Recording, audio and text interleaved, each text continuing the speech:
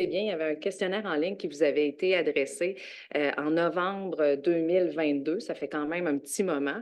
On avait eu à ce moment-là 271 répondants. Je pense que ma collègue vous en parlera tout à l'heure. 271 répondants, pas juste des résidents du secteur, mais évidemment des gens, comme j'ai dit tout à l'heure, des gens qui vont travailler, des gens qui travaillent à l'école, des gens qui sont également des parents. Donc, nous, on s'est prévalu de tous ces commentaires-là qui ont été récoltés au fil du temps, également par le biais des résolutions du conseil de quartier aussi qui avaient été formulées, de d'autres préoccupations qui avaient été partagées par les citoyens à la Ville de Québec via le 3.1. Et on a colligé toutes ces informations-là pour faire un travail d'analyse, un excellent travail d'analyse de la part de mes collègues qui sont ici à la droite, des équipes du service de transport, mobilité intelligente et également du service de la planification, de l'aménagement, de l'environnement. Et on vient porter à votre attention deux scénarios, deux beaux scénarios. C'est des scénarios qui sont potentiellement perfectibles. C'est des scénarios qui font foi de ce qu'on a entendu de vous. Donc, c'est des scénarios qui émanent des besoins du milieu qui ont été mentionnés via le questionnaire en ligne et via toutes les informations que je vous ai dit tout à l'heure. Donc, je pense que c'est un beau travail. On avance dans ce dossier-là. C'est pas fini. Il y aura une suite. On va vous l'expliquer et Loïse va bien vous le mentionner, quelles sont les étapes à venir. Mais ce soir, c'est l'occasion pour vous de mentionner ce que vous voyez de bon dans les scénarios qui ont été réfléchis. Donc, tout se dit. Évidemment, c'est pas des scénarios, c'est pas le statu quo après ça, c'est des scénarios qui sont appelés à évoluer. Donc, on veut vous entendre pour pouvoir bâtir la suite avec vous. Alors, merci à nouveau d'être ici et on se reparle plus tard lors de l'atelier d'échange et de discussion. Merci beaucoup, Madame Mercier-Larouche. Donc, je ne sais pas si je l'ai dit, mais Madame Mercier-Larouche est conseillère municipale du district de Saint-Louis-Sillery, votre district, et puis elle est aussi membre du comité exécutif. Donc, je vais vous présenter les autres collègues qui nous accompagnent ce soir. Donc, tout d'abord, Amélie Audet, qui est agente de recherche au service de la planification, de l'aménagement et de l'environnement. Bonsoir, Amélie. Bonsoir. C'est Amélie qui vous fera la présentation que nous verrons tout à l'heure, accompagnée de Jean-François Martel-Castonguay, qui est chef d'équipe à la planification de l'aménagement et de l'environnement aussi. Bonsoir. Bonsoir à tous. Puis, du service du transport et de la mobilité intelligente, on a avec nous deux ingénieurs, donc Taïra Garcia, bonsoir. Bonsoir. Et Frédéric Vaillancourt. Bonsoir. Donc, ils seront là pour répondre à vos questions. Puis aussi, tous ces gens-là sont là en mode écoute pour entendre vos préférences, préoccupations, besoins dans le contexte de la discussion qu'on aura sur les scénarios qui vous seront présentés. Donc, la séance de ce soir a comme objectif de vous permettre de participer éventuellement à la conception des rues, d'exprimer vos idées, vos préoccupations, vos besoins. Ça va vous permettre aussi de poser des questions, d'avoir des réponses à vos interrogations. Puis, on va pouvoir recueillir vos points de vue sur les scénarios qui sont présentés. Donc, sans plus tarder, là, je vous présente le déroulement de la soirée. Donc, il y aura une mise en contexte sur la vision de la mobilité active, les résultats de la consultation en ligne et les différents scénarios qui vous seront présentés par Amélie. Elle va vous faire cette présentation-là. Puis après, je vous reviens avec des consignes parce qu'on va aller en atelier après. On va vous faire travailler un petit peu sur différents scénarios, comme on le disait tout à l'heure. Donc, le matériel qui est sur vos tables, pour tout de suite, on le laisse là. Je vais vous le présenter tout à l'heure, puis vous allez pouvoir travailler avec. Donc, après l'atelier, qui va durer entre 30 et 40 minutes, là, selon l'intensité des échanges, on va revenir tous et toutes ensemble, puis il y aura un représentant par sous-groupe qui pourra venir présenter les faits saillants de la discussion. Donc, on pourra voir si entre différents sous-groupes, il y a des convergences, des différences, des choses qui ressortent. Puis après tout ça, on aura le mot de la fin, puis on pourra, après ça, nous repartir avec ces informations-là et travailler à la conception, si je ne me trompe pas. Donc, sans plus tarder, je laisse la parole à Amélie Audet, qui est agente de recherche, qui vous fera la présentation. Oui, bien bonjour. Tout d'abord, merci pour votre intérêt et votre présence ce soir pour le réaménagement du tronçon sud de la rue de l'Église. Donc, ensemble, on va faire un tour des objectifs de la présentation. On va regarder aussi les différentes étapes du projet et le processus de participation publique. Je vais vous faire aussi une brève mise en contexte là, avec les racines du projet, la vision de la mobilité active, notre secteur d'intervention. Je vais aussi vous présenter les résultats du questionnaire en ligne, les objectifs de projet qui ont été formulés là, par notre équipe projet à la Ville. Puis, je vais vous présenter les scénarios de réaménagement pour finir avec l'atelier d'échange. Donc, tout d'abord, les objectifs de la présentation, c'est de vous présenter là, les scénarios de réaménagement en fonction de l'espace disponible, puis d'évaluer la manière dont ils répondent aux objectifs de projet. C'est aussi d'écouter vos commentaires, vos idées, vos préoccupations, puis de répondre à vos interrogations.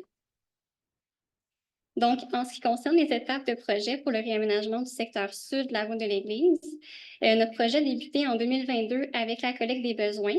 Donc, ça incluait effectivement là, la mise en ligne du questionnaire en novembre 2022 et l'analyse des réponses. Également aussi une recension des demandes citoyennes qui ont été passées au 311, donc autant en ligne que par téléphone, qui ont été passées là, dans les 5 dernières années et qui concernaient directement le secteur du projet.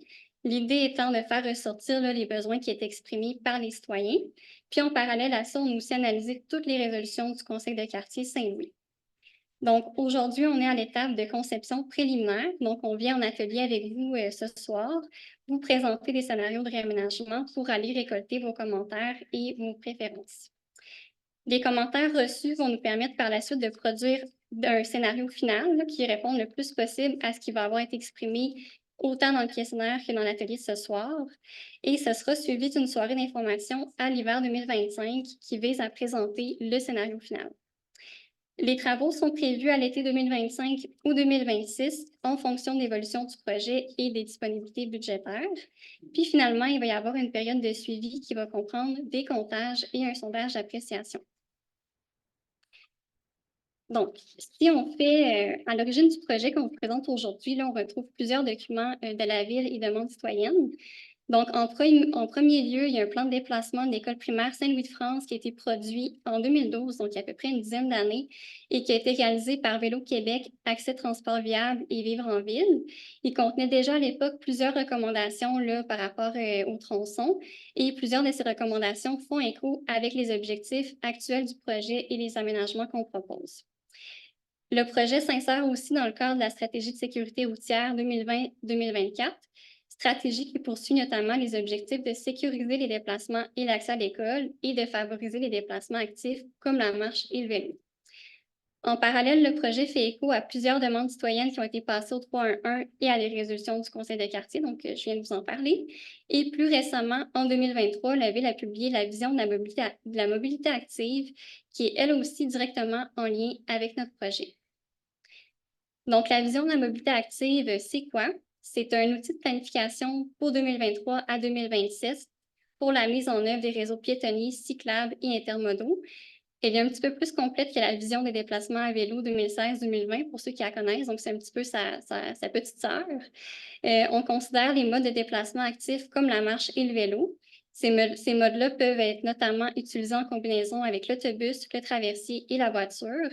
C'est ce qu'on appelle l'intermodalité. Ce qu'on sait aussi, c'est qu'il y a un important potentiel à concrétiser pour les déplacements actifs dans la Ville de Québec.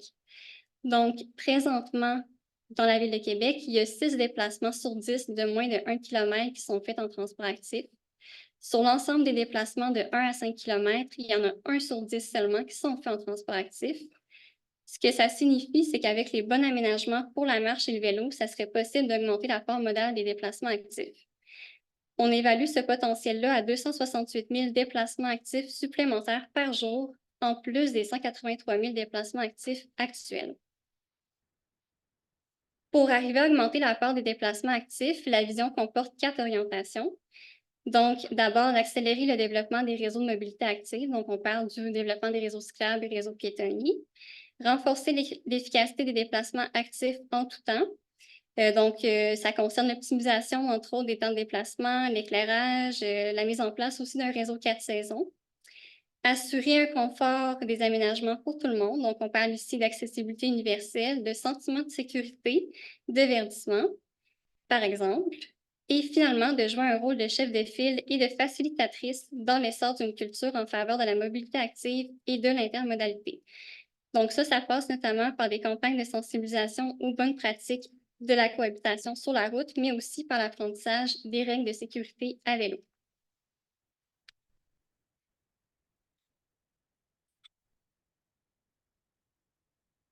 Dans le cadre de la route de l'Église, on s'insère plus spécifiquement dans l'action qui est contenue dans l'orientation 3, qui est l'action d'assurer un accès à pied et à vélo aux écoles primaires dans le cadre de travaux liés à l'aménagement de corridors scolaires. Maintenant, petite mise en contexte sur notre secteur d'intervention. Donc, notre projet est situé sur la route de l'Église entre le chemin Saint-Louis et le boulevard Liégeois. C'est utile ici de dézoomer un petit peu là, pour comprendre le contexte de notre projet à plus grande échelle. Donc, on va en vert notre réseau cyclable actuel et en rouge le tronçon qui est concerné par notre projet. Ici, on note que le lien permettra à court terme aux utilisateurs des transports actifs de se connecter au réseau existant pour rejoindre le chemin Saint-Louis, le boulevard Laurier, la promenade Samuel de Champlain et le pont de Québec. À plus long terme, il faut noter qu'il y a un axe cyclable qui est projeté sur l'ensemble de la route de l'Église jusqu'au boulevard Hochelaga. Donc, on va ainsi assurer une connexion nord-sud qui va être intéressante autant pour les déplacements dans le quartier, mais aussi en dehors du quartier. En plus du réseau cyclable actuel, il y a plusieurs parcours d'autobus à proximité, autobus et métrobus. Donc, ça inclut les 800, 801 et 804. Donc, ça apporte un grand potentiel d'intermodalité dans notre secteur.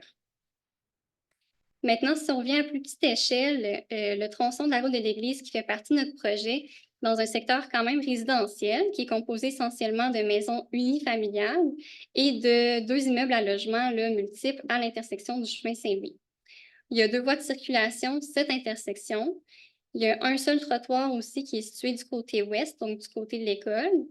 Une limite de vitesse qui est fixée à 40 km/h et à 30 km/h en zone et en période scolaire.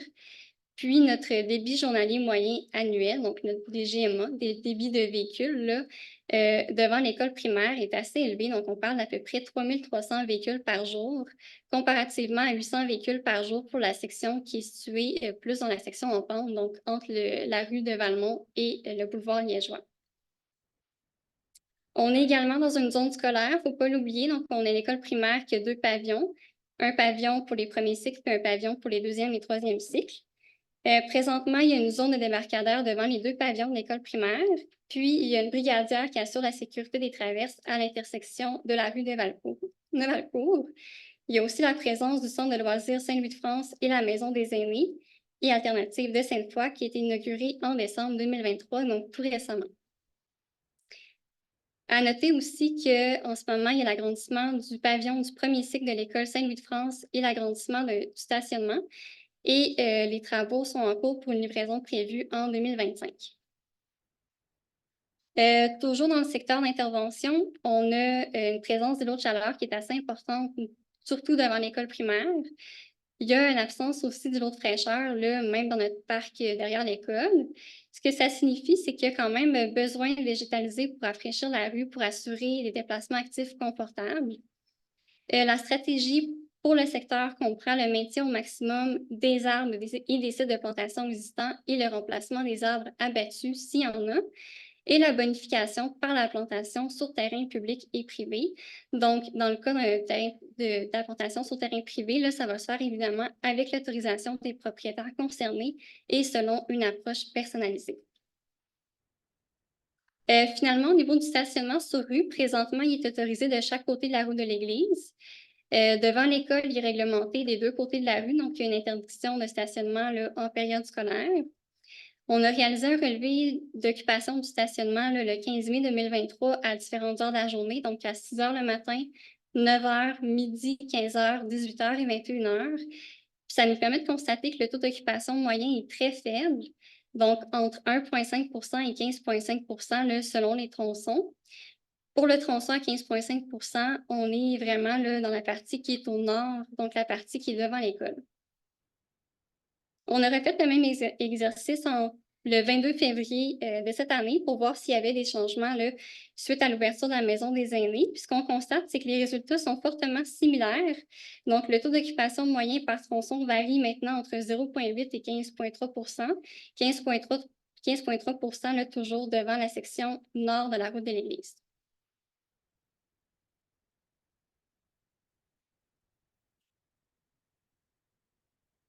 Donc, maintenant, si on fait un bref retour sur le questionnaire en ligne, le questionnaire a été disponible en ligne là, du 7 au 27 novembre 2022 pour toutes les personnes qui étaient intéressées. Il y avait plus de 950 invitations qui ont été distribuées aux portes dans le périmètre. On a eu 271 répondants, dont 28 résidents de la route de l'Église. Et le questionnaire visait à amener les résidents là, à indiquer leurs préférences en différentes solutions d'aménagement. Parmi les principaux résultats, ce qu'on constate en premier lieu, c'est que le motif d'utilisation principal pour l'ensemble des répondants, c'est pour se promener, aller au parc, faire de la course à pied. Pour les résidents de la rue, c'est d'abord et avant tout pour se rendre à un commerce. Le sentiment de sécurité rapporté, c'est assez faible pour les transports actifs comparativement là, avec la voiture. Donc, on perd de 5,7 sur 10 à pied, 0 étant nul, 10 étant excellent, et de 4,3 sur 10 à vélo. Ce qu'on remarque aussi, c'est que le sentiment de sécurité à vélo est un petit peu plus faible que le sentiment de sécurité rapporté à pied. Il y a environ 7 répondants sur 10 qui utiliseraient davantage la route de l'église à pied ou à vélo s'il y avait des aménagements plus sécuritaires et plus confortables. Il y en a environ 6 sur 10 qui seraient plus à l'aise de laisser leur enfant aller à l'école à pied ou à vélo avec des aménagements plus sécuritaires et confortables.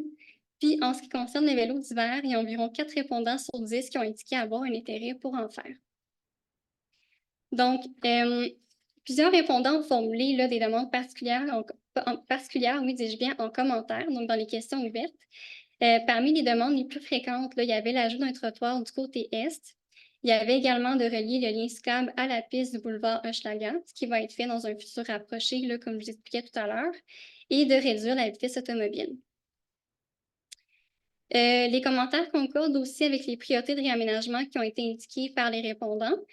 Donc, pour l'ensemble des répondants, les deux premières priorités, c'est d'améliorer la sécurité. Deux premières priorités, c'est l'amélioration des aménagements pour les piétons et l'implantation d'un lien cyclable. Pour les résidents, la petite distinction, c'est que la première priorité, c'est de mettre en place des mesures qui permettraient de ralentir la vitesse des automobiles.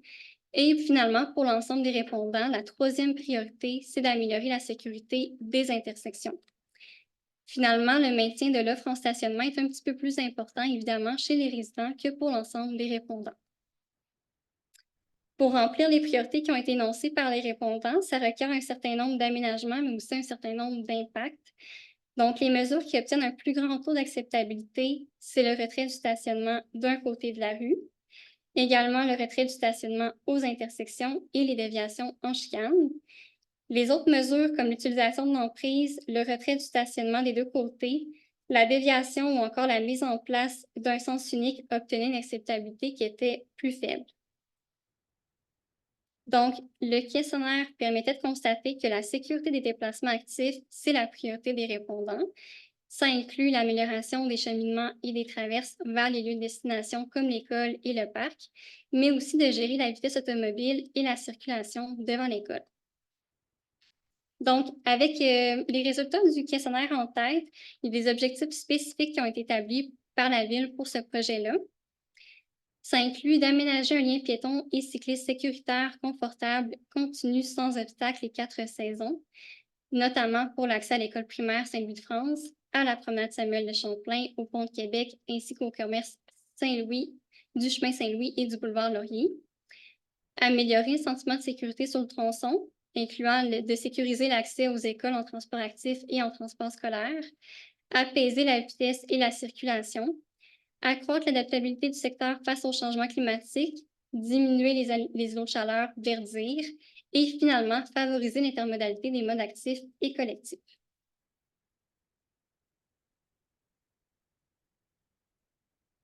Donc, on rentre dans le vif du sujet avec les scénarios de réaménagement. Considérant le besoin particulier qu'on avait devant l'école pour sécuriser puis les différentes activités qu'on retrouve sur notre projet, on a décidé de séparer notre projet en 3 sections. Donc, et pour chacune de ces sections, on a proposé 2 scénarios de réaménagement qui visent à faire ressortir ce que vous appréciez ou les éléments que vous souhaiteriez voir améliorés. Il y a une petite section, donc la section 0, entre le chemin Saint-Louis et la limite nord de l'école primaire Saint-Louis-de-France. Donc, je vous remonte la diapositive là, entre le chemin Saint-Louis et la rue de Montarville, qui n'a pas été inclus là, dans nos aménagements. La raison, c'est qu'il y a encore certains éléments techniques à valider, mais essentiellement, là, retenez que ça serait les mêmes aménagements ou la continuité des aménagements finaux de la section 1. Puis justement, la section 1, c'est notre zone scolaire. Donc ici, on se situe devant les pavillons de l'école primaire Saint-Louis-de-France, entre l'intersection de la rue de Monterville et le pavillon des 2e et 3e cycles inclusivement. Dans le premier scénario proposé pour cette section-là, donc ici, on se trouve à l'intersection de la rue de Monterville devant le premier pavillon. Ici, on ajoute un trottoir du côté est, donc mettant un trottoir de chaque côté de la rue. On retrouve aussi des pistes cyclables surélevées dans chaque direction à la même hauteur que le trottoir. Dans ce scénario-là, ça signifie que les cyclistes sont complètement séparés de la circulation automobile, ce qui rend les déplacements hautement sécuritaires et confortables. Il y a également le maintien des débarcadères devant chaque pavillon pour les autobus scolaires et pour les parents qui viennent chercher leurs enfants à l'école. Du côté est, donc du côté des résidences, le stationnement est retiré. Toutefois, comme c'est le cas actuellement, le débarcadère devant l'école se transforme en stationnement les soirs et fins de semaine. Donc, les résidents et les visiteurs peuvent utiliser ce débarcadère-là comme stationnement. Il y a également des intersections surélevées sur les 2 rues qui font face à l'école, donc les rues Monterville et Valcourt. Une intersection surélevée, ça accroît la visibilité là, des traverses pour piétons. Donc, ça incite les véhicules à ralentir et à céder le passage aux piétons. Il y a aussi l'ajout de fosses de plantation devant l'école entre les zones de débarcadère pour verdir la section. Puis, petite remarque, les fosses de plantation ont été placées de part et d'autre de la traverse pour s'assurer que les élèves n'aient pas envie de traverser dans le débarcadère.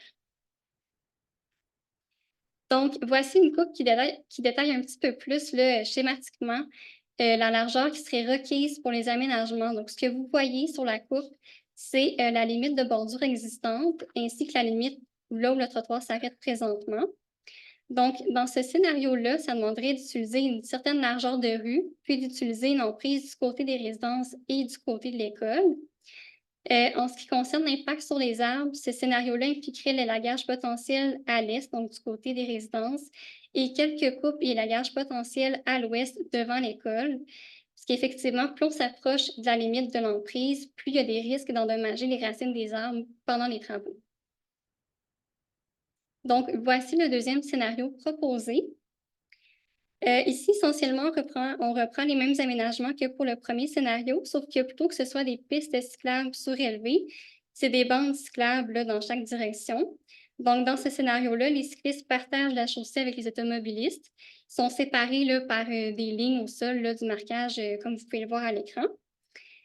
Pour prévenir l'emportiérage du côté du débarcadère, il y a une bande de protection qui est insérée entre le débarcadère et la bande cyclable. Puis, dans ce scénario-là, le confort est moindre, évidemment, que dans le premier scénario parce qu'il y a un plus grand risque de conflit entre les cyclistes et les automobilistes. L'emprise à aller chercher est légèrement moins importante dans ce scénario-là que dans le premier scénario, alors que l'impact sur les arbres est identique. Donc, vous avez une synthèse de nos scénarios là, pour la section qui est devant l'école, à laquelle vous aurez accès aussi pendant l'atelier de réflexion. Dans les 2 cas, on apaise la circulation, on sécurise les intersections et on verdit. Par contre, le plus gros impact, c'est le retrait du stationnement d'un côté de la rue et la coupe potentielle de quelques arbres dans les 2 scénarios.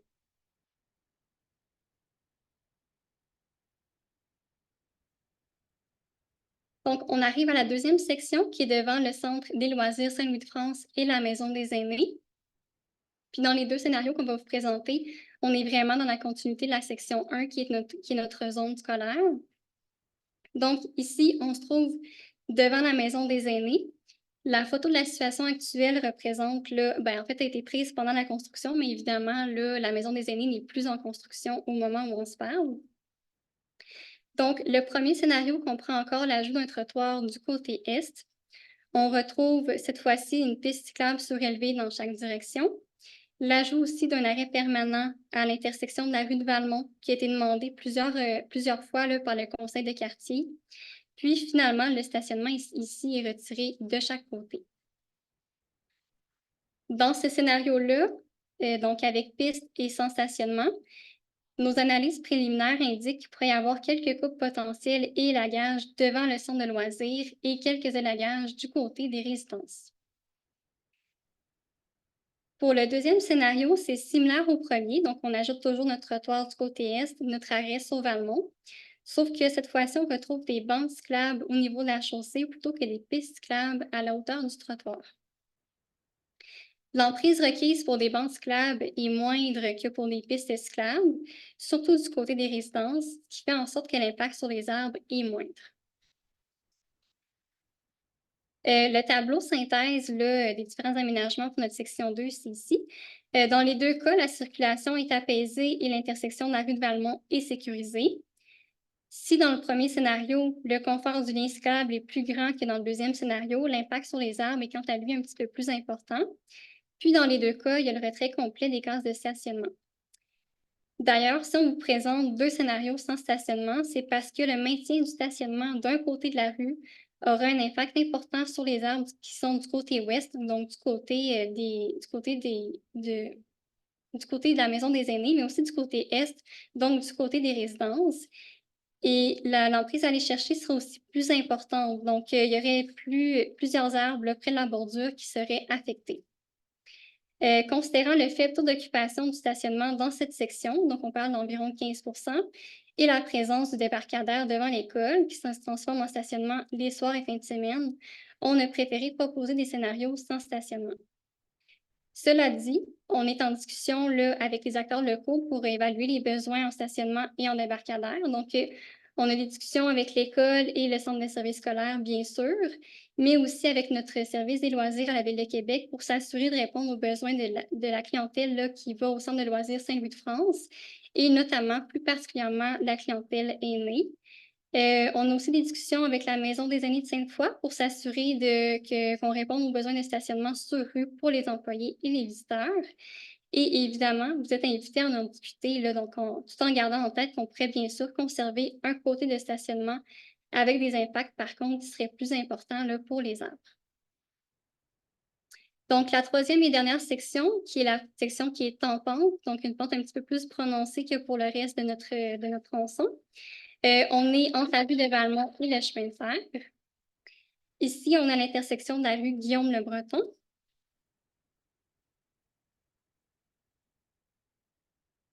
Donc, le premier scénario comprend des bandes cyclables dans chaque direction, ce qui assure un certain confort pour les cyclistes. Petite parenthèse ici, il n'y a pas d'ajout de trottoir du côté est dans cette section-là, parce que les analyses effectuées ne justifient pas là, le besoin considérant le faible débit automobile. Et finalement, dans ce scénario-là, on est dans un scénario sans stationnement. Donc, puisque les interventions comportent surtout du marquage, l'impact sur l'emprise est presque nul, de même que pour les arbres. On parle ici de quelques allagages potentiels du côté est seulement.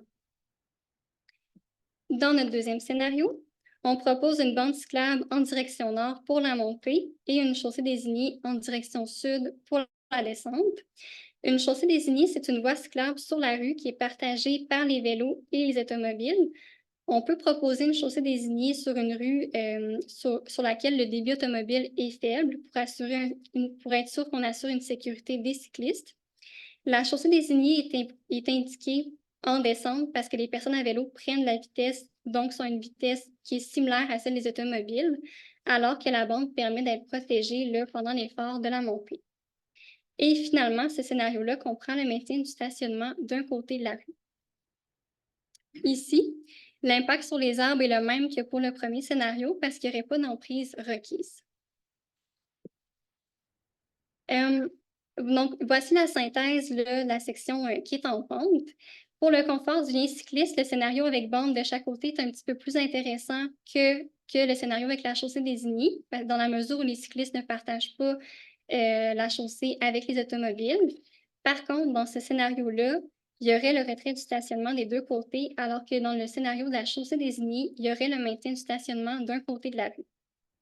Ici, comme il n'y a pas d'ajout d'aménagement physique, donc dans les deux scénarios, par exemple une piste cyclable ou un trottoir, l'apaisement de la circulation est un petit peu moindre que dans les deux premières sections.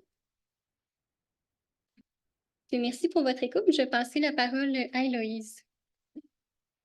Oui, alors merci Amélie pour la présentation. Donc, on va maintenant aller à la portion atelier de la soirée. Donc, on va travailler tout le monde ensemble pour de 30 à 40 minutes, tout dépendant des échanges.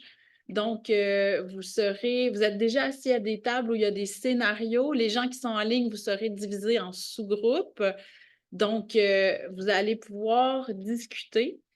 La première étape, en arrivant dans vos sous-groupes, c'est de vous désigner une personne qui sera porte-parole de votre sous-groupe. Donc, cette personne aura la responsabilité de revenir à la fin pour nous faire un petit résumé des discussions. Donc, étape 1, se désigner cette personne-là. Puis ensuite, vous allez pouvoir répondre aux différentes questions qui sont sur vos tables. Puis au moment de la plénière, là, après ça, on reviendra tous ensemble. Il y a différentes personnes ressources en salle qui vont se promener, qui vont peut-être s'asseoir à vos tables. Elles sont là surtout pour être en mode écoute, entendre vos discussions, puis moins pour répondre à vos questions. Parce que nous, ce qu'on veut ce soir, c'est vraiment entendre ce que vous avez à dire. Toutefois, si vous êtes bloqué, s'il y a un élément qui vous empêche d'avancer, ben on a Frédéric, Taïra, Amélie, Jean-François qui pourront répondre à vos questions. Puis les personnes en ligne aussi, on ira les chercher, ces personnes-là, pour venir vous répondre si jamais vous êtes bloqué, si vous avez quelque chose de bloquant. Donc, je vous présente ce que vous avez à vos tables. C'est ça à partir de quoi vous allez travailler. Donc, vous avez une grosse planche qui vous présente les sections, puis les photos situations actuelles. Vous pouvez attendre avant de tout revirer de bord. Là, je vais finir mon explication, puis à go, vous pourrez vous y mettre. Donc, vous avez une planche qui présente la situation actuelle et les différents scénarios.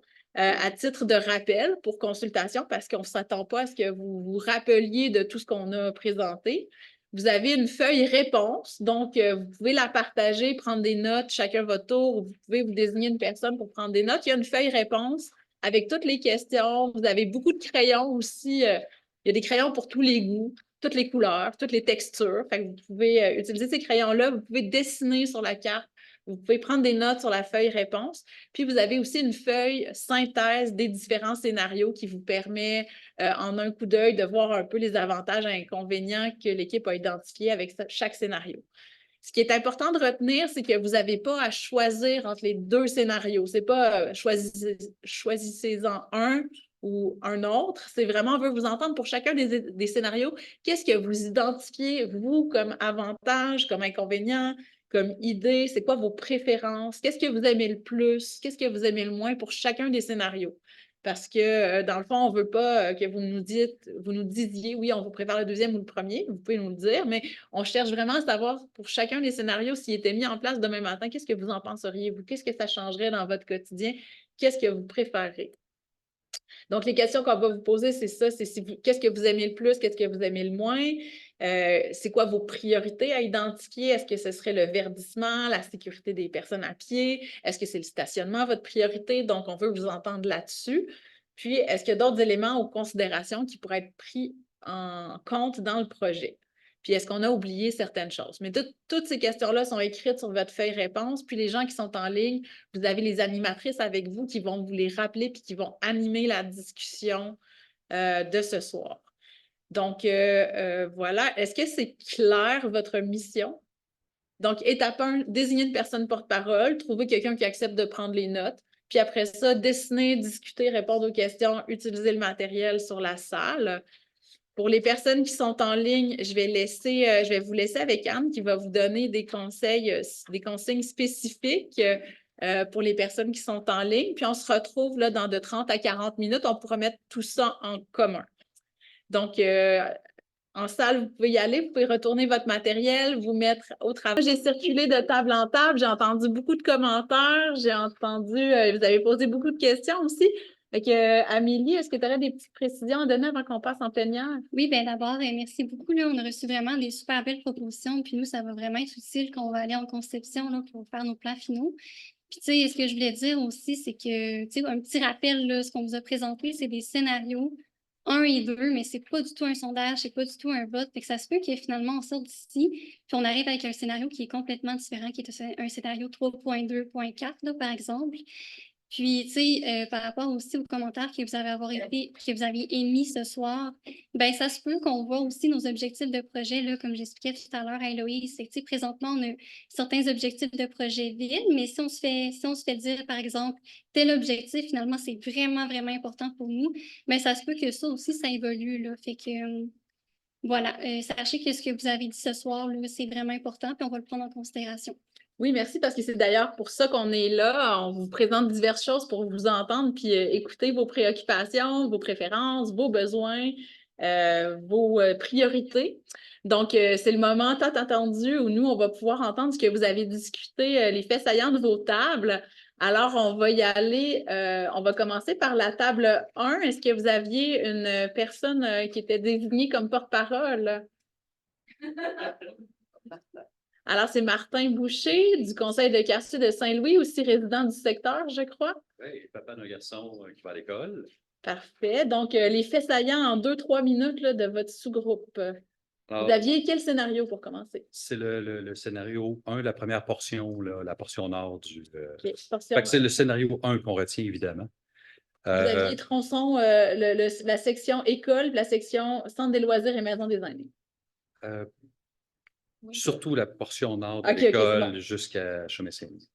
Donc, les points positifs, scénario numéro 1, sécurité pour les vélos, le trottoir, bien sûr, du côté est, le verdissement, le fait que les voies seraient plus étroites, ça va rendre le virage en U plus difficile dans la rue, et la réduction naturelle de la vitesse. Pour le scénario numéro 2, puis on n'a pas vu de point négatif pour le scénario numéro 1. Pour le scénario numéro 2, pas de points positifs supplémentaires, mais des points négatifs. En portiérage possible, puisque la bande cyclable est dans la rue. Virage en U possible dans la bande cyclable. Incite moins à réduire la vitesse et les vélos dans la rue. Donc, pour les enfants, ce n'est pas souhaitable. Donc, le scénario qui nous semble le plus intéressant et de loin, c'est le scénario numéro 1. Les priorités, sécurité des piétons, sécurité des vélos, puis le verdissement. C'est très joli, les fleurs, la bande, vraiment très jolie. Jusqu'où êtes-vous prêt à aller pour les modifications? Ben, au scénario numéro 1. On trouve ça vraiment très, très bien. On pense que dans une zone scolaire, d'interdire le stationnement dans la rue, ben, ça s'impose. Ça va de soi. Puis, on aime bien les débarcadères aussi, là, qui sont prévus. Quelques préoccupations de notre côté. La grandeur du débarcadère. Depuis quelques années, en tout cas surtout cette année, on voit des filets de voitures qui viennent débarquer, de parents qui viennent débarquer les enfants. Puis là, ça déborde même vis-à-vis le petit bloc là, au début de la rue. Donc, visiblement, le débarcadère, il faudrait qu'il y ait une bonne capacité pour accueillir les parents. La visibilité pour les traverses piétonnes. Donc, c'est beau le verdissement, l'espace, etc. Donc, est-ce que ça va bloquer la visibilité des enfants qui voudraient traverser la route la route de l'église? On se préoccupait un peu de la transition entre la section 2 et 3. Donc là, on descend un peu là, sur route de l'église. Donc, la fin du trottoir, comment ça va se passer? Quel est le confort pour les piétons? Euh, Puis même qu'on a une recommandation, ce serait de continuer le plus possible les trottoirs non seulement sur de l'église, mais également sur les rues transversales le plus possible. On aimerait avoir une différence de hauteur entre la piste cyclable et le trottoir, un peu comme sur route de l'église ici, là, le trottoir est surélevé par rapport à la piste cyclable. Donc, si c'est possible d'avoir ça là également, c'est très bien. Euh, Quels seraient les impacts sur Sieur d'Argenteuil?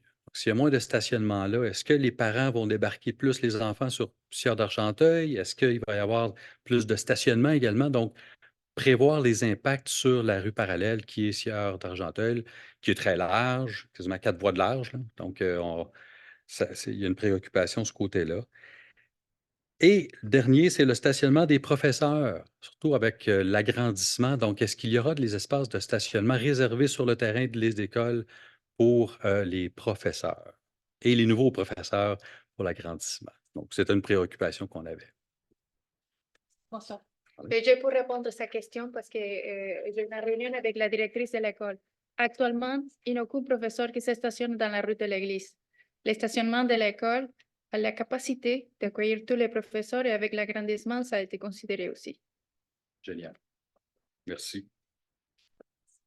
Puis pour la section 2, donc plus vis-à-vis la maison des aînés, très rapidement, on on semble percevoir du stationnement de travailleurs de la Maison des aînés sur la route de l'église, puis pas mal plus que 15 en tout cas pour cette portion-là.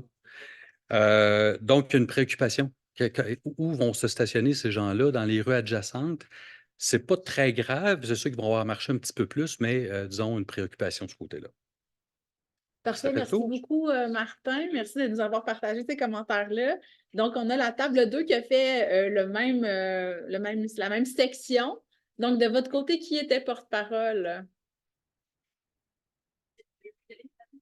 Donc, c'est mon homonyme Héloïse qui va faire le retour sur la discussion.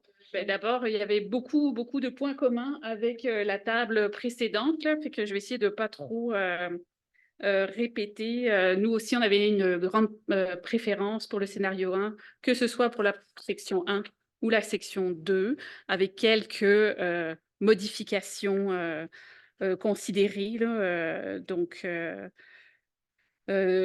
une des premières préoccupations là, qui n'a pas forcément été mentionnée, là, c'est le virage sur la rouge, sur le chemin Saint-Louis. Actuellement, ça concorde mal avec les horaires scolaires. Là, on peut tourner sur la rouge à partir de 16 heures, alors que les enfants circulent jusqu'à 18 heures. Donc, ça, c'était une préoccupation qui a été maintes fois mentionnée, là, puis qu'on a remise ici. Sinon, ce qui nous plaisait dans le scénario 1, c'était de faire ralentir les autos. C'est trop bas? Trop haut? C'est beau? OK, merci. Donc, c'était la plus grande préoccupation, c'était vraiment de faire ralentir les autos, donc sur toutes ces sections, de toute façon. Ce qu'on apprécie aussi, c'est l'embellissement, parce que ça mérite un peu d'amour, cette section-là. Puis de rendre le transport actif plus attractif et notamment plus accessible pour les enfants. Là, le scénario 1, clairement, il y aura des enfants en vélo, alors que le scénario 2, il n'y aura pas d'enfants en vélo. Les U-turns, c'était la même préoccupation. Qu'est-ce que vous souhaitiez souligner en plus? Ben, l'effet domino du stationnement, on a des propositions pour d'Argenteuil, là, parce qu'on sait très bien que ça va se. Faut savoir que sur d'Argenteuil, c'est quand même déjà utilisé. Et puis aussi, il y a un petit passage piéton pour accéder à Saint-Louis 1. Donc, c'est tout à fait une bonne alternative aussi pour les parents. C'est très sécuritaire. Mais il va falloir peut-être que ce soit organisé sous forme d'un débarcadère plus formel, avec des traverses piétonnes aussi, que ce soit par rapport à la passerelle ou par rapport à la rue Stanley, qui sont les voies d'accès pour les piétons. Donc, il y avait ces éléments-là. Et puis, pour le scénario 1 aussi, les traverses piétonnes qui sont prévues, là, c'est bien que ce soit de la peinture à terre, mais ce n'est pas suffisant. Donc, on pensait qu'un signalement visuel qui flash, ce serait nécessaire pour vraiment pour inciter les automobilistes à ralentir. Les automobilistes qui, on le rappelle, sont les parents dans cette section-là. Est-ce qu'il y avait autre chose, mesdames? Oui. Aussi, c'est dans le tronçon 1, c'est que le verdissement séparait la piste cyclable et le trottoir de la rue. Ça revenait un peu au même pour la section 2, mais on pense qu'en plus de surélever les pistes cyclables, ce serait de mettre encore une fois plus de verdissement pour séparer la rue de la piste cyclable et du trottoir. Donc, je ne sais pas pour les gens en ligne, c'était juste la séparation entre la voie des automobilistes, puis les piétons et les cyclistes. Là, c'est vraiment un élément qui nous plaît beaucoup dans le scénario 1, puis qui devrait être répété à d'autres endroits. Donc, pas juste au niveau de l'école. On pense que ça a de la valeur aussi pour sécuriser à d'autres endroits aux autres parties de ces sections-là. Est-ce que...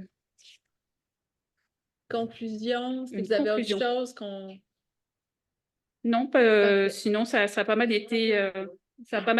nous, pour le scénario 3, on a regardé un petit peu ça, puis c'était un mix des deux là, qui nous plaisait. Fait que vous pourrez lire nos notes, mais autrement, je pense que ça a été couvert et on a capté les observations. Merci beaucoup. On va lire vos notes effectivement avec attention si tout n'a pas été dit. Donc, comme on est dans le tronçon section 1 et 2, on va passer Il y a ma collègue Anne Pelletier en ligne qui a travaillé avec son groupe ce scénario-là. Alors, Anne, est-ce que tu peux nous dire si dans ton groupe, il y avait une personne porte-parole? Toujours chanceuse. Oui, dans notre groupe, on a M. Sanson là, qui va faire la synthèse de ce qui a été dit en groupe. Mais je remarque qu'il y a beaucoup de choses qui vont peut-être se répéter. M. Sanson, vous allez dire, on a du copier-coller, là, mais peut-être quelques nuances là, dans ce qui a été dit. Oui. Est-ce que ça va? Est-ce que tout le monde m'entend? Très bien. Oui, très bien. Oui. Donc, oui, on s'est concentré surtout sur la partie 1. Et le scénario 1 de la partie 1, c'est ce qui rejoint les attentes du groupe. Les questions, la piste surélevée là, pour les vélos, c'est très sécuritaire. On avait une question, par contre, sur la quantité de place pour permettre le débarcadère pour les parents qui vont reconduire leurs enfants le matin et le conflit qu'il peut y avoir avec les autobus scolaires. Parce que même s'il y a juste 3 autobus scolaires, souvent les places sont réservées pour l'autobus scolaire pendant 15, 20 ou 30 minutes. Donc, pensez s'assurer d'avoir assez de place pour permettre une sortie, une place de débarcadère facile et sécuritaire pour les enfants. Donc, utilisation de la rue d'Argenteuil qui pourrait être un choix. Et aussi penser si les parents vont dans les rues qui sont perpendiculaires à la rue de l'Église, penser encore là une façon sécuritaire pour les parents de tourner sur ces rues-là, de débarquer leurs enfants, que les enfants puissent se rendre à l'école parce qu'il n'y a pas de place, il n'y a pas de trottoir sur ces rues-là. Donc, si les rues perpendiculaires deviennent des places pour débarquer les enfants, parce qu'on a éliminé trop de places de stationnement pour les débarcadères, c'est un enjeu qu'on voyait. Mais tout ça pour dire que la section 1, c'est scénario 1, c'est ce qui nous plaisait le plus. Pour la section 2, on a commencé les discussions. Oui, on pense que les pistes cyclables et trottoirs des deux côtés. Par contre, on voit qu'actuellement, il y a beaucoup de stationnement dans la rue, le matin, le jour, par les employés ça semble les employés de la maison des aînés. On nous avait dit qu'il y aurait suffisamment de place pour les employés. Faut qu'on se pose la question, si ces places-là disparaissent, à quelle place les gens vont se stationner? L'autre chose qui a été amenée, c'est la piste avant, lorsque l'école, pas l'école, mais lorsque l'église était là, les stationnements étaient utilisés le soir pour les parents ou les fins de semaine pour les parents qui allaient au parc avec leurs enfants. Ou les gens qui allaient à la maison des aînés ou qui allaient jouer à l'épétanque le soir. Et ça n'existe plus, ces places-là. Et en plus, si on élimine les places de stationnement dans la rue, on crée un autre problème. Donc, on avait quelques questionnements sur les places de stationnement disponibles dans ce secteur-là. C'est à peu près tout ce qu'on a discuté. Parfait. C'est excellent, M. Sanson. Merci. Oui, merci beaucoup de nous avoir partagé vos commentaires. Je crois qu'Amélie Audet là, veut donner des précisions. Oui, ben, je voulais rebondir là, sur le stationnement là, parce qu'effectivement, là, c'est un commentaire qui est revenu souvent aux tables que j'ai visitées. Puis, tu sais, juste pour rappel, nous, on travaille de concert avec le service des loisirs de la Ville de Québec pour s'assurer, tu sais, que même si on est dans un scénario là, ou 2 scénarios qu'il n'y a pas de stationnement, mais qu'on réponde quand même aux besoins des visiteurs du Centre Saint-Louis-de-France. Puis, tu sais, on sait qu'il y a plusieurs personnes à mobilité réduite, plusieurs personnes aussi aînées. Donc, ça, c'est sûr qu'on a cette sensibilité-là. Puis pour la maison des aînés, ben, on travaille aussi avec eux là, pour voir des solutions pour s'assurer que le stationnement sur rue convienne pour eux et que les visiteurs puissent accéder au stationnement. Peut-être, c'est voir est-ce que les travailleurs pourraient avoir un stationnement sur rue, etc. Donc, ça, on travaille ça avec eux. Merci des précisions. Donc, comme on était en ligne, on va aller du côté du groupe de Dominique Gagnon qui a travaillé le scénario 3, si je ne m'abuse. Donc, on va introduire le scénario 3 avec ton groupe, Dominique. Oui, parfait. Merci, Héloïse. Donc, nous, on avait une porte-parole, Mme Bernard. Vous êtes toujours en ligne. Parfait. Voilà, la caméra qui s'allume. Je suis là. Bonjour, donc oui, on s'est attardé de notre côté sur la section 3. il y a eu plusieurs avantages, plusieurs inconvénients qui sont sortis des deux côtés de chacun des scénarios, dans le fond. Par rapport au scénario 1, il y avait quand même un bassin de gens qui sentaient que la sécurité, on sentait que le sentiment de sécurité était un petit peu plus fort au niveau du scénario 1. Peut-être moins de risques d'emporterage avec le fait qu'il n'y avait pas de stationnement, le fait qu'il y ait des corridors aussi dédiés pour la descente, entre autres, favoriser un peu la sécurité, surtout pour les cyclistes enfants. Il a été mentionné une petite question par rapport au scénario 1 sur questionnement sur les trottoirs, si on avait vraiment besoin d'autant de trottoirs. Au niveau du scénario 2, on avait des gens qui étaient favorables à la chaussée désignée aussi pour la descente, surtout pour les cyclistes adultes, parce que les cyclistes adultes atteignent évidemment une vitesse plus élevée. Donc, c'était trop élevé là, pour nécessairement utiliser une bande dédiée. Qu'est-ce qui a été noté aussi au niveau de la chaussée montante? Dans le scénario 2, il a été aussi soulevé à notre attention que parfois quand on monte, surtout avec des enfants, on a parfois tendance à zigzaguer ou à prendre un peu plus de place, servir de coach de vie pour nos enfants pour rendre la montée un petit peu plus facile. Donc, on prend un petit peu plus large à ce niveau-là. Il a été soulevé aussi une préférence au scénario 2 pour les cases de stationnement qui étaient disponibles. Ensuite, quelques constatations, en fait, ou des points à ne pas négliger. C'était la connexion au niveau du boulevard Liégeois et de même que la connexion entre la section 3 puis éventuellement les pistes cyclables là, un peu en bas. On se demandait comment ça allait être fait. On a un doute quant aux capacités de nous mettre tout le monde en sécurité là, juste avec du marquage. On se demande peut-être que ça prend quelque chose d'un petit peu plus robuste là, pour garder un bon sentiment de sécurité là, pour nos cyclistes et aussi pour nos piétons. Il a été questionné aussi pourquoi 40 km/h sur cette section-là. Pourquoi ne pas descendre ça à 30 km/h parce que de toute façon, c'est 30 km/h un petit peu plus haut. Donc, pour assurer encore une fois un peu plus de sécurité chez nos cyclistes et nos piétons. Un peu de visuel là, pour aussi toutes les traverses de piétons à cet endroit toujours là, de connexion là, au niveau du boulevard Liégeois. Là, c'est quand même un secteur un peu touché, d'autant plus qu'il y a un autobus de ce côté-là aussi. Il faut que ça coexiste avec l'arrêt d'autobus là, qui est tout près. D'autre part, certaines autres personnes ont pu aussi mentionner que l'espace de stationnement pouvait ne pas non plus être un enjeu. Il y a des options sur les autres rues qui sont perpendiculaires.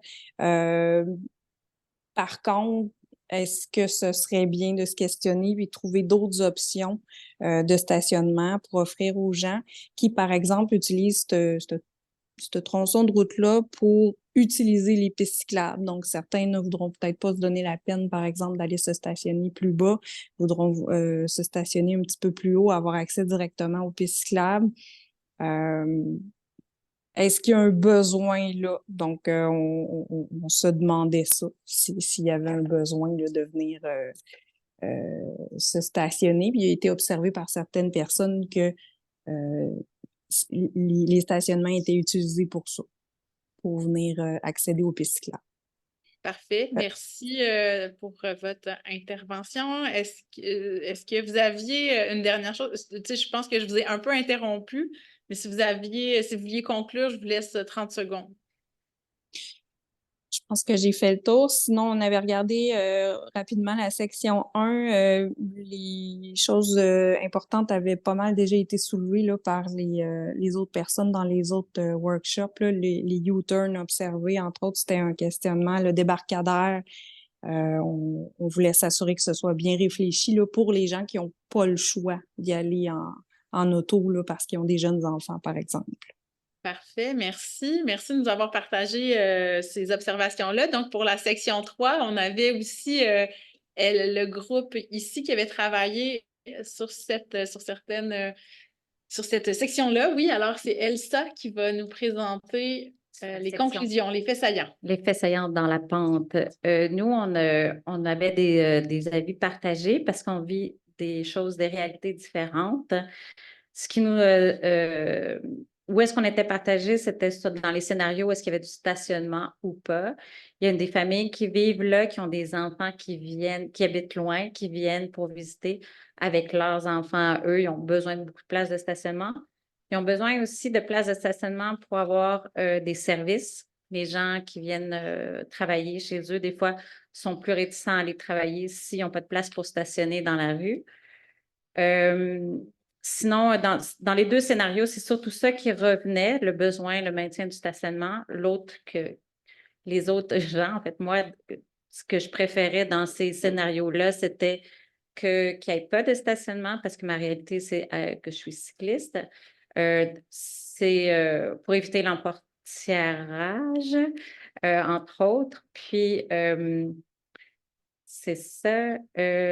Sinon, ce qu'on avait ajouté dans nos réflexions, c'était avoir des bandes de traverse sur les rues qui donnaient accès à la route de l'église parce qu'il n'y a pas de trottoir du côté est. Dans les discussions qu'on avait, on se disait qu'en avoir d'un côté, c'était correct pour pouvoir garder une partie de la canopée sur ce qui serait emporté si on mettait un trottoir du côté est. Mais ça prend vraiment des traverses pour les piétons pour que les enfants qui habitent plus bas puissent traverser et aller du côté ouest pour monter par le trottoir.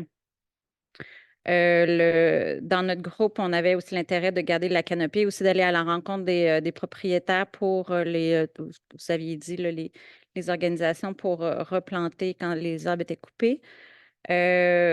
Sinon, un autre élément à considérer, ce qu'on m'a parlé, c'était l'éclairage. Il y a un éclairage peut-être déficient dans cette partie-là où est-ce qu'on éclaire beaucoup en hauteur. Avoir un éclairage efficace à hauteur d'homme, à hauteur d'humain, ça serait bien. Merci beaucoup, Elsa. Donc, on a un dernier groupe qui a travaillé le scénario, non pas le scénario, la section 3, oui. Vous avez un micro tout près, si vous le souhaitez, vous pouvez utiliser celui-là. Eh bien, bonsoir. Est-ce qu'il fonctionne? Oui. Oui. OK. On a tenté de se concentrer sur la section 3, mais souvent, on faisait des commentaires sur les sections 1 et 2. Donc, si je commence par la section 3, c'est sûr que dans le cas des deux scénarios, le fait qu'il n'y ait pas ou très peu d'empiètement sur les terrains résidentiels, c'était quelque chose de positif. Et de façon générale aussi, le maintien des cases de stationnement dans le scénario 2, c'était quelque chose de positif pour les mêmes raisons qui ont été énoncées. Et on voyait aussi de façon, c'est sûr, c'est juste sur une petite section, il y a l'ajout d'un trottoir du côté est, mais on voyait plus ou moins l'utilité de façon générale d'ajouter un trottoir du côté est. Si je parle plus en général des différentes sections, l'importance de maintenir la quantité de stationnement requise sur la rue, notamment, ça a été nommé tantôt avec les travailleurs de la Maison des aînés, avec le Centre des loisirs, d'avoir une signalisation uniforme autour de l'école, incluant la rue d'Argenteuil, parce que les limites de vitesse ne semblent pas être cohérentes. Autour, il y a du 30, il y a du 40 km. Et aussi, c'est que cette limite-là de 30 km/h, en ce moment, devant l'école, elle est seulement pendant la période scolaire, mais compte tenu que l'été, le parc est utilisé, il y a la piscine, les terrains de tennis, le terrain de soccer, je ne sais pas s'il sert encore pour le soccer, mais donc de maintenir le 30 km/h à l'année et pas seulement pendant la période scolaire. Ensuite, peut-être de penser à améliorer la sécurité pour traverser le coin Valmont-Route de l'Église pour les jeunes. Donc, d'un trottoir à l'autre, avec un brigadier ou autre solution. Même chose aussi du côté d'Argenteuil, hein, ça a été nommé aussi tout à l'heure. Il y a un passage piétonnier qui mène vers un petit sentier entre les maisons, là, d'avoir quelque chose de plus sécuritaire pour les jeunes pour travailler à cet endroit-là. Ensuite, est-ce que j'oublie quelque chose? Je pense que ça fait le tour des éléments importants. Est-ce que j'oublie quelque chose, équipe?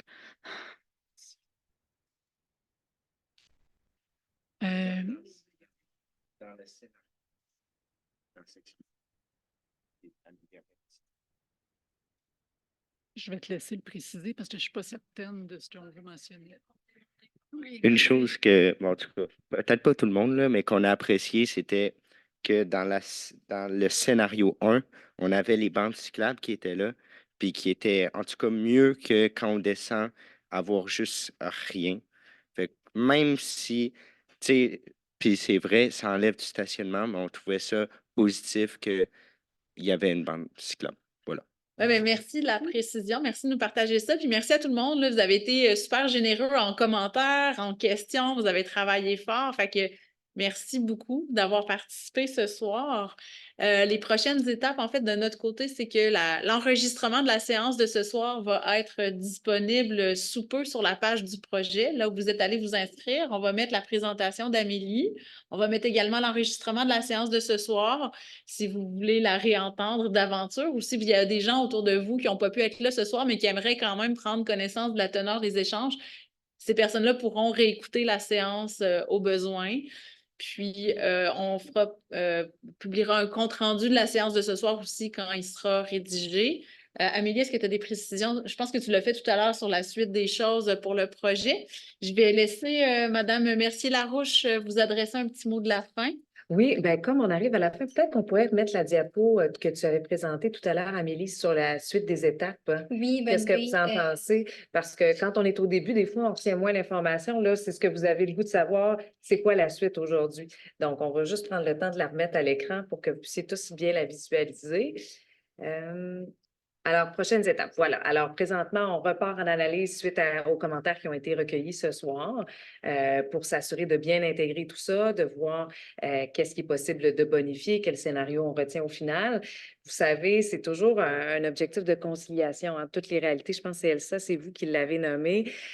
Puis pour nous, après ça, c'est une dynamique d'arbitrage pour faire en sorte qu'il y ait une saine cohabitation de toutes les clientèles, c'est-à-dire autant qu'on soit piéton, autant qu'on soit automobiliste, autant qu'on soit visiteur, autant qu'on soit employé, résident, qu'on soit enfant aussi qui circule. Donc, c'est vraiment l'objectif qui est souhaité.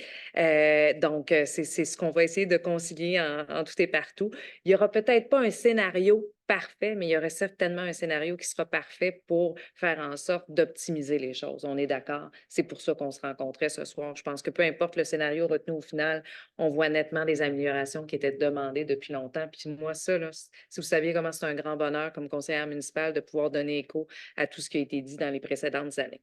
Donc, ensuite, on s'en va à la réalisation des plans et devis à l'automne 2024, hiver 2025. Et ensuite, on va revenir vers vous en séance d'information pour venir vous présenter finalement ce qui aurait été travaillé du côté des équipes à l'hiver 2025. Et ensuite, l'année de travaux souhaités, on disait, on mettait un astérix à ça parce que vous savez, du moment qu'on part en appel d'offres, on n'a pas de contrôle nécessairement sur les soumissionnaires, sur après ça les échéanciers que les soumissionnaires nous envoient par la suite pour pouvoir rentrer en phase réalisation. Mais tout ça est en branle, c'est une bonne nouvelle et je vous remercie de votre contribution ce soir. Si toutefois, il y a des éléments qui vous revenaient en tête après. J'ai pas dit ça, j'ai oublié ça, je retourne à la maison ce soir puis je dis ah, ça m'a échappé. N'hésitez pas, là, c'est pas une fin de nous recevoir après la séance de ce soir. Vous pouvez toujours m'écrire comme conseillère municipale ou sinon acheminer l'information peut-être des fois via le conseil de quartier aussi, être présent aux séances, venir mentionner des informations supplémentaires. Vous avez plein de canaux à votre disposition puis on est là pour vous entendre, vous écouter puis cheminer avec vous. Donc, merci aux gens qui sont en ligne aussi d'avoir été là avec nous ce soir. Je vous souhaite une bonne soirée. Et évidemment, merci aux équipes qui travaillent d'arrache-pied à la ville pour faire en sorte de bonifier nos milieux. Donc, merci aux gens qui étaient là ce soir. Merci beaucoup tout le monde. À la prochaine. Merci.